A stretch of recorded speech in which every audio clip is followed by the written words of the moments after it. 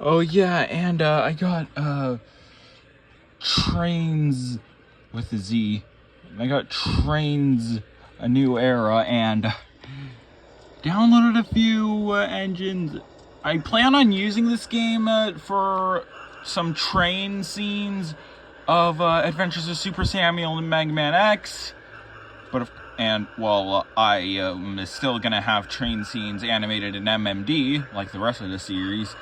And so far, I only got Alfred to work. And the coaches were already built into the game, so yeah. Anyways, I was over here actually learning how this game works. No idea how to change his face, but I learned that this left is backwards. Yep. And right is forwards.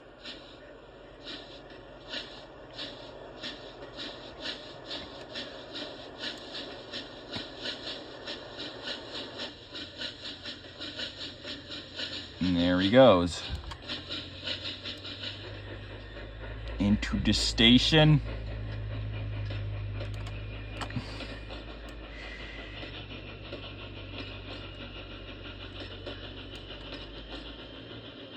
Oh crap.